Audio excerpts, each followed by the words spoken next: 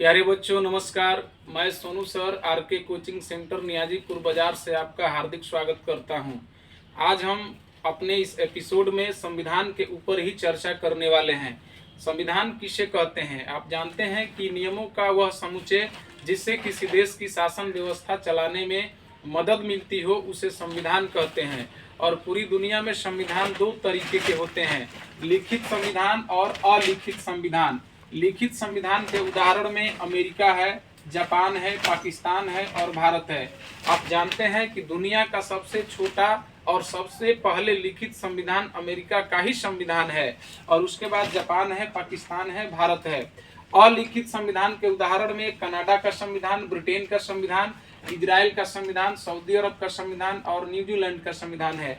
प्यारे बच्चों, एक बात और जानिए कि दुनिया का सबसे बड़ा लिखित संविधान भारत का संविधान है और भारत का संविधान केवल लिखित ही नहीं बल्कि सबसे बड़ा संविधान भी भारत का ही संविधान है। उसके बाद हम भारत के संविधान के ऊपर आइए चर्चा करते हैं। भारत के संविधान अचानक एकाएक ही बनकर के तैयार नहीं हो गया, उसके बनने की जो पृष्ठभूमि है वो बहुत लंबी है।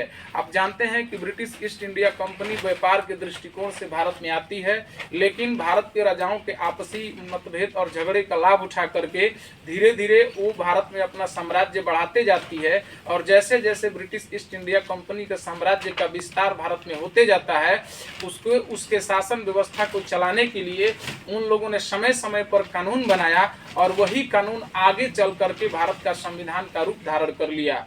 आइए हम समझते हैं इसको। भारत के संविधान का दो स्रोत है, आंतरिक स्रोत है और विदेशी स्रोत है।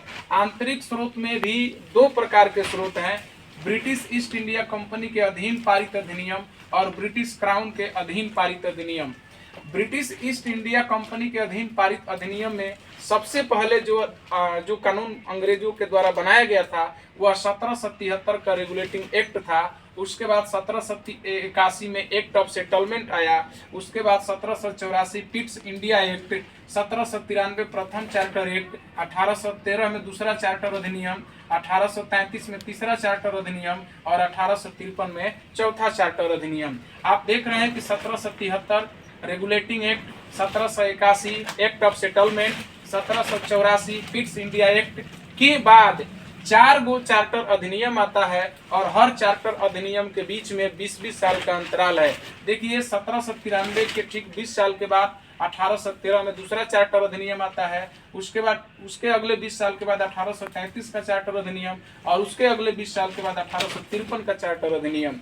1853 के बाद 1857 में भारत में बहुत बड़े पैमाने पर 1857 का विद्रोह हो जाता है और उस विद्रोह से भयभीत होकर के ब्रिटेन की सरकार ने, ब्रिटेन की हुकूमत ने ब्रिटिश ईस्ट इंडिया कंपनी से भारत की बागडोर अपने हाथों में ले लिया और 1857 के बाद जो भी कानून बनाया गया वह ब्रिटिश क्राउन के अधीन बनाया गया और ब्रिटिश क्राउन के अधीन पहला जो कानून बना वह 1858 का भारत शासन अधिनियम बना। उसके बाद 1861 में एक अधिनियम आता है, 1862 में भी आता है। उसके बाद 1873 में ब्रिटिश क्राउन के द्वारा यह घोषित किया जाता है कि जो ब्रिटिश ईस्ट इंडिया कंपनी है भारत में उसको कभी भी भंग किया जा सकता है और फाइनली 1 जनवरी 1884 को ब्रिटिश ईस्ट इंडिया कंपनी को भंग कर दिया गया। उसके बाद 1876 में शाही उपाधि अधिनियम आता है और इसी अधिनियम के तहत महारानी विक्टोरिया को भारत की साम्राज्ञी घोषित किया जाता है।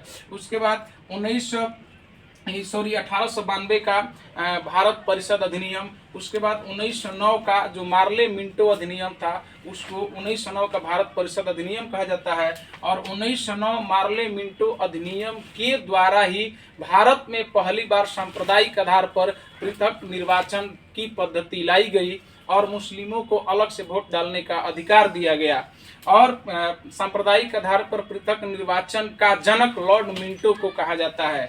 उसके बाद 1919 भारत शासन अधिनियम, 1935 भारत शासन अधिनियम और अंत